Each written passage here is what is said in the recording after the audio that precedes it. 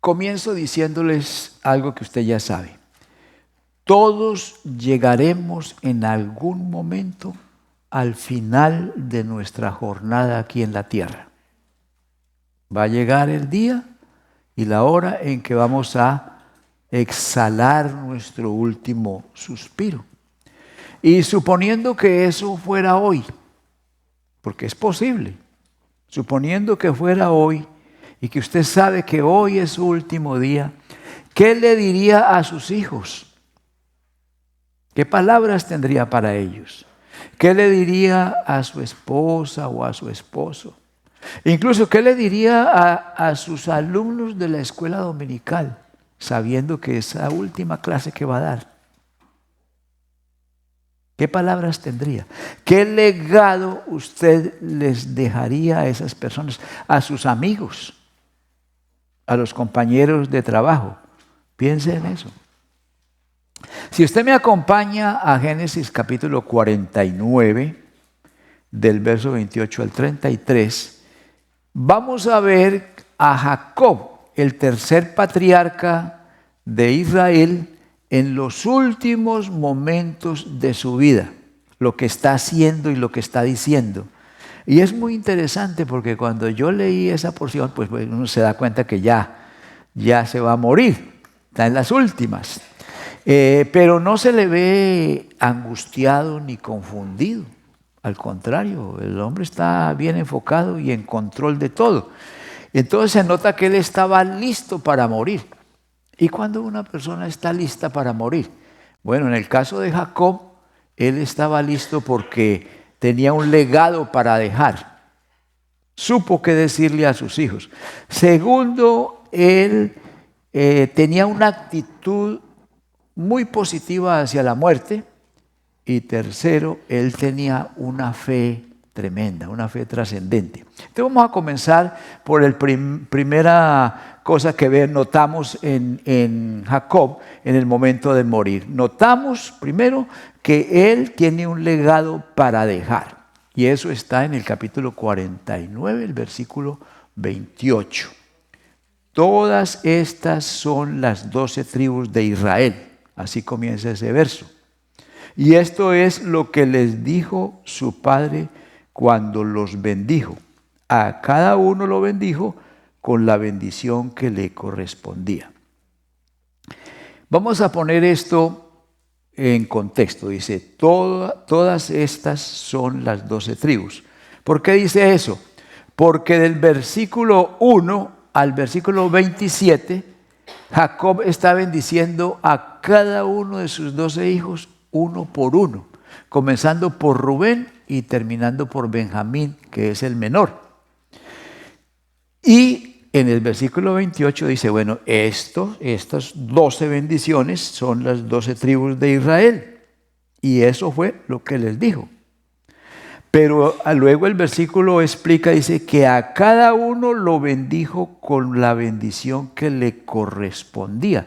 O sea que esas fueron bendiciones particulares. Él no los reunió a todos y les dijo que Dios los bendiga. Fácil, se acabó. Dios los bendiga. No, él tenía una bendición especial para cada uno.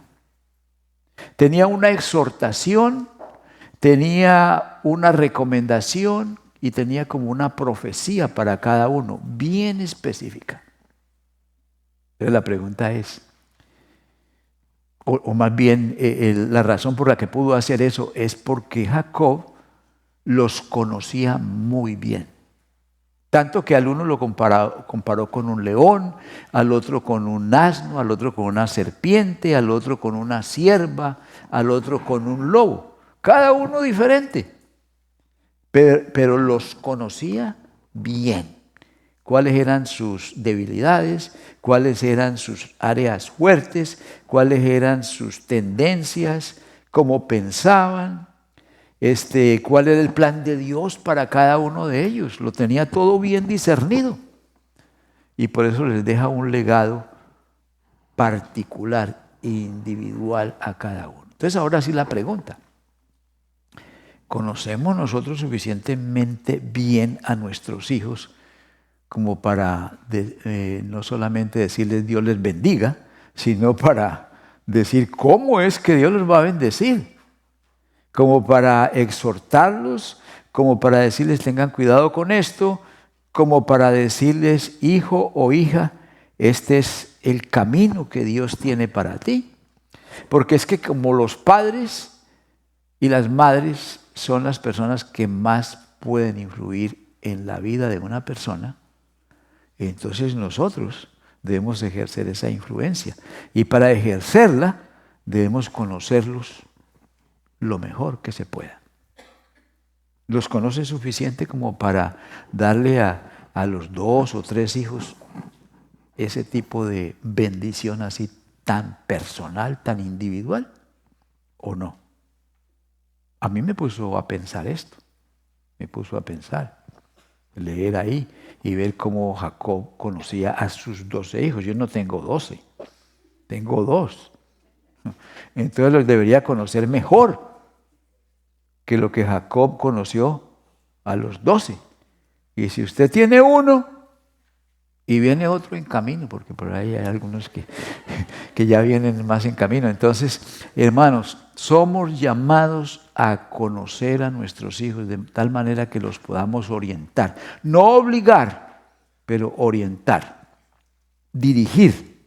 Dios espera eso de nosotros. Si no los conocemos lo suficiente, entonces estamos obligados, es nuestro deber observarlos, qué hacen, cómo viven, hablar con ellos para ver cómo piensan y orar al Señor que nos ilumine cómo dirigirlos a ellos.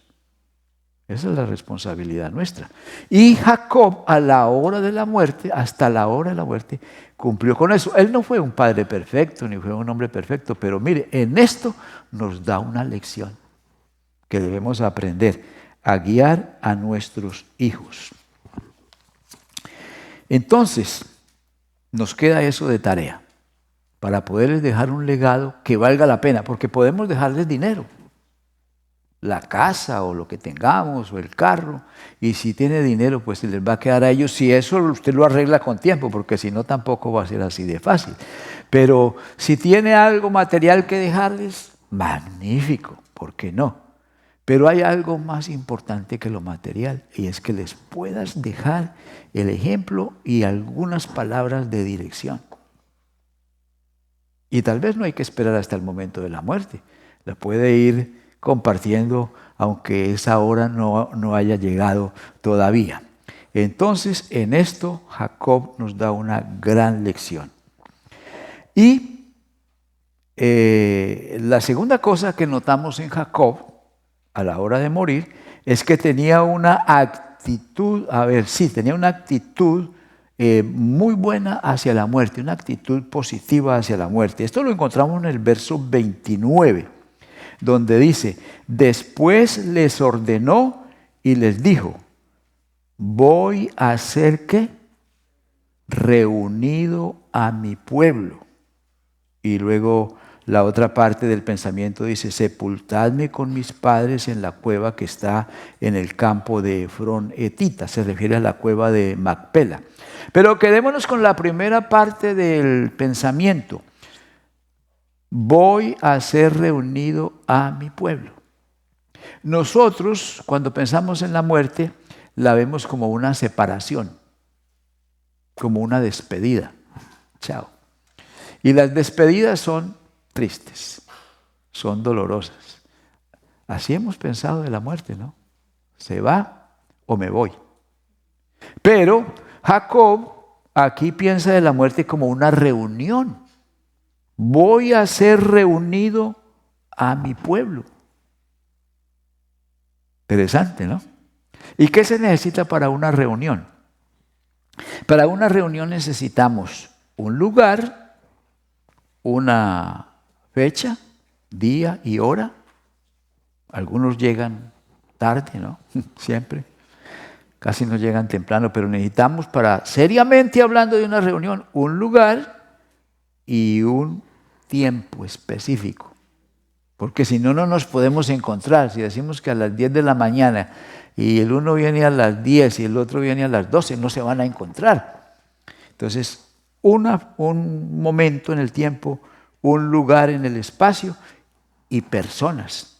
Porque sin gente no se puede hacer ninguna reunión, ¿verdad? Hoy en día tenemos un tipo de reunión que se llama virtual. Y hay una reunión real, que es la que siempre hemos tenido.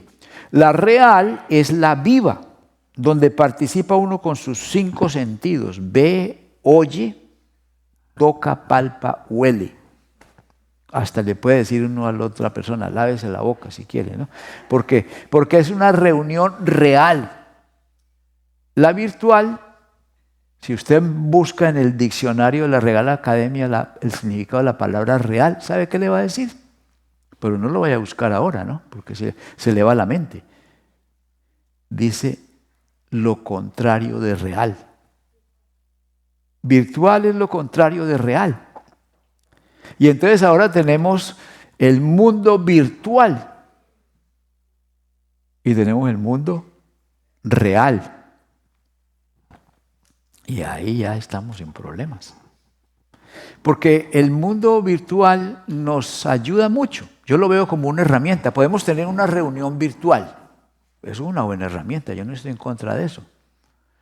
El problema es cuando uno se enchufla en el mundo virtual y pasa mucho tiempo ahí. Y hoy en día se dice que estamos conectados. Ya, podemos visitar una biblioteca en otro país, si queremos, por medio del teléfono. Estamos conectados, pero en verdad estamos desconectados. Estamos desconectados del mundo real y conectados con lo que no es real. Y entonces, cuando se va la luz o cuando se pierde el teléfono o cuando se daña el wifi o falla una de esas cosas, hay gente que se desespera, que no sabe qué hacer. ¿Dónde está mi teléfono? Siente que le falta el oxígeno, están confundidos, se aburren, les pica el cuerpo, no pueden. ¿Por qué? Porque están acostumbrados a vivir en el mundo virtual y lo virtual no es real. Entonces, viven allá, pero no saben cómo vivir en el mundo real. Y se aburren cuando no pueden estar en lo virtual, sino en lo real. Se aburren, no saben qué hacer. Eso es un problema serio, muy serio. Es más, aquí mismo en este momento hay gente que no está. Están en lo virtual, mientras otros están en lo real. Y en la mesa del comedor, en la casa, cuando está la familia ahí reunida, hay algunos que no están. Están en lo virtual y se olvidan de lo real. Eso está muy triste, muy triste. Y repito, lo virtual, usémoslo como herramienta, por momentos, por trabajo, para ser prácticos. No podemos desconocer que la tecnología nos ayuda. Pero vivamos en el mundo real, que la realidad es lo que huele, lo que se ve, lo que se palpa, lo que se siente. Entonces tenemos ese tipo de reuniones, ¿no? Reunión virtual y reunión, ¿cuál? Real. Correcto. Esa es una buena lección. Jacob estaba en el mundo real en el momento de su muerte. Está hablando, él no tenía teléfono, ¿verdad? Pero está en el mundo real hablando con cada uno de sus hijos de manera particular, individual y específica. Y eso se ha perdido. A ver el versículo 30 dice, Está hablando de la sepultura, dice que lo sepulten en la cueva que está en el campo de Macpela, que está frente a Manre, en la tierra de Canaán, la cual Abraham compró juntamente con el campo de Efrón hitita para posesión de una sepultura. Esto lo vimos más atrás, ¿no? Cuando murió Sara, entonces Abraham buscó dónde sepultarla y compró una propiedad en la cual habían muchos árboles y había también una cueva, y se llama la cueva de Macpela. Ahí sepultó Abraham a Sara. Después lo sepultaron a él allí. Lo sepultaron Isaac y ¿cómo se llama el otro hijo que tuvo primero? Con la esclava egipcia. ¿Cómo? Ismael, correcto. Ismael e Isaac enterraron a Abraham en la cueva de Macpela. Y luego enterraron más gente ahí, habían varias personas ahí enterradas. Entonces él pide que sea enterrado ahí, pero él está usando aquí dos palabras. En una parte él dice, voy a ser reunido con mi pueblo, pero pide que lo sepulten en la cueva de Macpela. Él no se refería, la reunión no iba a ser en la cueva de Macpela, porque ahí no estaban todos, solo algunos. Entonces la reunión con mi pueblo tiene otro sentido, otro lugar, pero la sepultura sí va a ser con los que están ahí en la cueva de Macpela. Bien, todo esto nos revela la fe que tenía Jacob. Estaba preparado para morir. Vivió por fe y murió con fe y por fe. Y vamos a ver entonces el tercer punto que habla de la fe de Jacob. Dice que Jacob tenía una fe trascendente. Fe trascendente. Quiere decir que va más allá. Hasta el día de hoy nosotros estamos viendo que era un hombre de fe. Entonces nos está influyendo por su fe. Vamos a ver qué dice el verso 33. Cuando Jacob terminó de encargar estas cosas a sus hijos, ¿cuántos eran? 12. Recogió sus pies en la cama y expiró, y fue reunido a su pueblo. Qué interesante esa frase, recogió sus pies. Nosotros en el humor negro, en nuestro humor negro, cuando hablamos de la muerte, decimos colgó los tenis, colgó los guayos, ¿qué más dicen? Entregó las herramientas, estiró la pata, ¿qué más? Se adelantó en la fila. Saben bastante ustedes, ¿no? Bien, estiró la pata y en inglés dicen que pateó el balde, ¿no? Kick the bucket, algo así, ¿no? Y aquí se nota que es una expresión idiomática, encogió los pies y expiró. Entonces ahora nosotros tenemos la opción de estirar la pata o encoger los pies, una de dos. Puede escoger. El resultado va a ser el mismo. El resultado va a ser el mismo. Pero lo importante, hermanos, es que murió en paz después de haber cumplido con el propósito de Dios para su vida.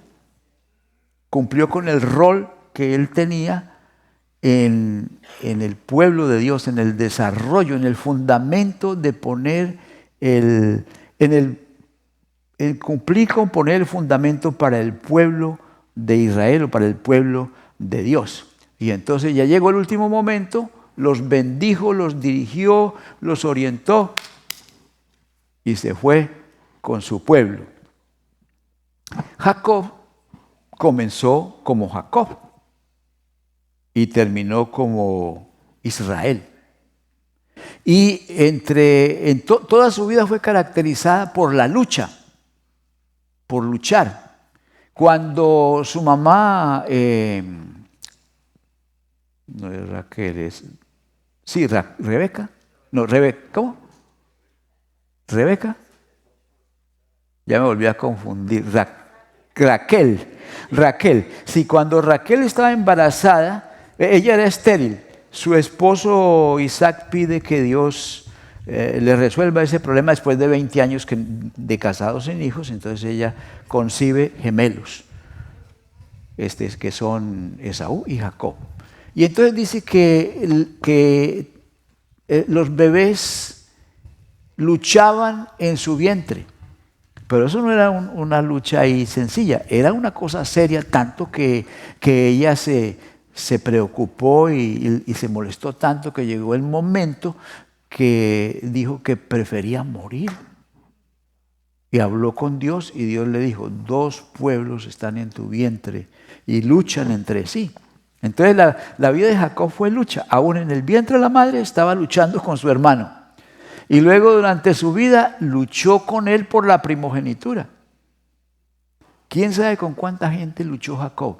Pero uno puede ver, por ejemplo, que en Aram fue a casa de su tío, estuvo ahí 20 años y eso fue una lucha con él porque Labán lo engañó muchas veces y siempre fue una controversia y una lucha entre el uno contra el otro. Y realmente Jacob fue estafado muchas veces por su tío o por su suegro, porque llegó a ser el suegro también. Luchó hasta con un ángel, hasta luchó con Dios. ¿Se acuerdan? Y entonces cuando ya iba a amanecer, el ángel le dice, suéltame porque ya va a amanecer y me voy. Y le dice, no te suelto hasta que no me bendigas. O sea que la lucha de Jacob con Dios era Dios luchando por bendecir a Jacob y Jacob luchando por tener la bendición a su manera y cuando él la quería, no como Dios. Entonces hasta luchó con Dios. Y hasta el último momento de su vida se caracterizó por la lucha. Y como ya dije, comenzó como Jacob y terminó con un nombre que significa lucha, porque eso es lo que significa Israel. Pero vamos a ver lo que significa Jacob, ya que estamos hablando, ya que lo estamos despidiendo. Mire, la palabra Jacob ahí está en hebreo. Arriba dice Jacob, y eso se lee de derecha a izquierda. En español, de izquierda a derecha es Jacob o Jacob. Y ese nombre tiene 3 significados. El significado de Jacob es el que sujeta el talón, el que se aferra del talón. Porque cuando él nació agarradito del talón de Esaú. Entonces es Jacob. Pero también esa palabra significa el que va detrás o el que persigue. Y eso tiene que ver mucho con su nacimiento. Con el tiempo, como Jacob engañó a su papá y engañó a su hermano, entonces comenzaron a asociar la palabra Jacob con la palabra engañar, estafar, suplantar. Entonces nosotros la hemos conocido, Jacob significa suplantar o engañar o robar o estafar. Pero originalmente era el que sujeta el talón, el que va detrás, y luego por las acciones de Jacob, su nombre llegó a significar eso, estafador y suplantador. Comenzó como Jacob y terminó como Israel. Vamos a ver qué significa Israel. Ahí lo tiene. Israel. Son 2 partes en esa palabra. La primera es Isra. Ahí debajito está Isra. Y la otra palabra es él. Resulta que Isra significa luchar. Ahí está. Su vida fue caracterizada por la lucha.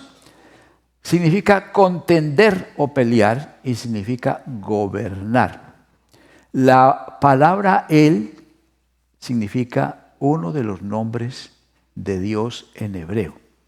Siempre que usted encuentre en la Biblia él pegado a otra palabra, es Dios. Por ejemplo, Betel. Bet significa casa y él significa Dios. ¿Ya? Entonces, él es Dios. Si juntamos Isra con él, o sea, luchar con Dios, el significado podrían ser 3. 1, el que lucha con Dios. O segundo, el que gobierna con Dios. O en tercer lugar podría ser Dios prevalece o Dios gobierna. Es el significado de ese nombre Israel. Entonces este personaje comienza su vida como Jacob y termina como Israel. ¿Qué indica eso? Una transformación. Significa que comenzó mal, pero terminó bien. Y es más importante terminar bien que comenzar bien y terminar mal. Si nosotros comenzamos mal, tenemos la opción de seguir mal. O buscamos la transformación que Dios trae a nuestras vidas y terminamos bien. Y eso es lo que pasó con nuestro personaje. Comenzó mal, pero terminó bien. A propósito, hoy en día antiguamente existía el gentilicio de israelita. Hoy en día hay un nuevo gentilicio que es israelí. Con el nuevo Estado de Israel, entonces hay un nuevo gentilicio que no es israelita, sino israelí. ¿Quién es un israelí? Es una persona que nace en Israel, sea judío o no. Un judío es descendiente de Israel, pero como nace en el nuevo Estado le dicen israelí. Hay árabes musulmanes nacidos en Israel, son como 250,000 creo. Ellos son israelíes, no israelitas. Y hay cristianos de todas las naciones, o de muchas naciones, que han nacido allá o tienen esa ciudadanía y son israelíes, pero no israelitas. Los israelitas ya desaparecieron. ¿Cuándo? Cuando el reino de Israel se dividió en dos partes, el reino del norte y el reino del sur. El reino del norte se siguió llamando Israel, pero ese reino se acabó porque los asirios los conquistaron, se llevaron mucha gente y trajeron otra gente ahí y ya desapareció el reino de Israel. Y el reino del sur se llamaba Judá. Y entonces hasta el día de hoy tenemos el pueblo judío. Pero los judíos pues son descendientes de Israel. Bien, entonces eso queda claro. ¿Qué pasaría si yo en esta tarde le dijera, le invito a poner su fe en Jacob? Le invito a dedicar su vida 100% a Jacob, a seguirlo, a imitarlo, a obedecerlo. ¿Cómo le sonaría eso? Un poco raro, ¿es cierto? Inadecuado. ¿Por qué? Porque tenemos a alguien mejor que Jacob, que es Cristo Jesús, que es precisamente el descendiente más prominente de Jacob o de Israel. Y es el Señor Jesucristo. Y es que toda la Biblia trata de Cristo. Yo con mis sermones siempre termino con Cristo porque toda la Biblia trata de Cristo. Cuando usted la lee, superficialmente usted no piensa eso. Pero si usted le escarba, le raspa un poquito, se va dando cuenta que ahí va Cristo, que ahí está conectado con Cristo en alguna manera, directa o indirectamente, ahí está Cristo. Por donde quiera que lo busque en la Escritura, ahí lo va a encontrar. Y entonces Jesucristo es el más prominente descendiente de Israel. Y entonces, como uno puede encontrar a Cristo en cualquier parte, yo escogí para terminar Isaías 53:3. Isaías 53:3 es parte de unos poemas que escribió el profeta Isaías acerca del siervo sufriente. Y el siervo sufriente es un descendiente de Israel o de Jacob.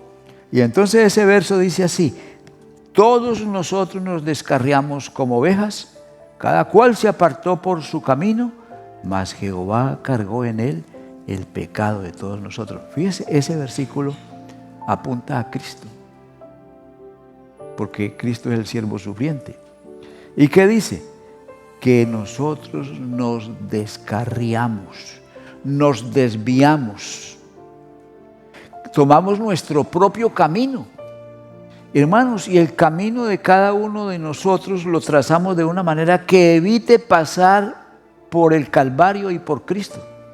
Porque eso es lo natural en el ser humano. Lo natural en el ser humano es que aquí está Cristo y aquí está la cruz. Pues yo voy a ver cómo le hago, ¿no? Este es mi camino. Pero el Espíritu de Dios trabaja para que nuestro camino en alguna manera pase por la cruz y nos encontremos con Cristo. Yo no estaba buscando a Cristo cuando me convertí. El Señor me buscó a mí y me encontró o guió mi camino hacia allá. Y con cada uno es lo mismo, porque lo natural es sacarle la vuelta. Nuestros caminos no los hemos organizado para llegar a Dios. Los hemos organizado para evitar a Dios. Por eso dice, todos nos descarriamos como ovejas, cada cual se apartó por su camino. Mire, hay una historia que ilustra esto. Es la historia de un excombatiente de la Segunda Guerra, un americano, que precisamente llegó a la cruz porque Dios lo guió allá. Y entonces en su testimonio este hombre dice que él llegó a Cristo de una manera muy rara, porque comenzó cuando fue apresado por los alemanes en la Segunda Guerra. Entonces eran 6 soldados americanos que agarraron, y el capitán alemán les dijo así con voz de hostilidad: ustedes son mis prisioneros. Y uno de los americanos que todavía tenía su pistola, la sacó y pum, pum, pum, le disparó al capitán alemán y ahí cayó. El personaje de que estamos hablando, el excombatiente, instintivamente se arrodilla ahí junto al alemán y oye que el alemán le dice: si tú eres cristiano, por favor dime cómo morir. Pero él no sabía qué decirle. Y entonces eso lo impactó. Y de ahí en adelante él comenzó a investigar cómo morir cristianamente. Y en sus preguntas, en su investigación, pues encontró a alguien que lo llevó a los pies de Cristo. Porque su camino iba por un lado, pero Dios lo guió para que su camino pasara por la cruz. ¿Ya? Y considerara a Cristo Jesús. Entonces, pues ahora le toca a usted pensar, ¿no? Le toca analizar lo que hemos dicho aquí. Y para analizarlo, pues hay una pregunta, ¿no? Una pregunta muy interesante. Ya la he mencionado acá. Es preguntarle: Señor, ¿qué me estás diciendo con este mensaje? ¿Qué me quieres decir? Y no se trata de recordar todo el sermón. Puede haber allí una palabra, una frase, una ilustración, un versículo o un pensamiento que usted tuvo ahí mientras estaba escuchando. Y entonces agarra eso que Dios le ha dicho. Y con eso usted tiene su conversación con el Señor. ¿Quiere ponerse de pie para tener esa meditación con el Señor? Pregúntele: Señor, ¿qué me estás tratando de decir? ¿O qué quieres que yo entienda de este mensaje? ¿Cuál es mi parte? Porque todos aquí somos distintos, como los hijos de Jacob, todos diferentes. Pero el Señor tiene para cada uno de nosotros algo particular. ¿Qué me estás diciendo? Oh Señor, ¿qué quieres que cambie en mi vida? En base a lo dicho, a lo meditado. ¿Hay algo para cambiar? Quizás una forma de pensar, quizás una forma de actuar, quizás una actitud, qué sé yo, cada uno tiene su propia vida, pero converse con el Señor acerca de eso.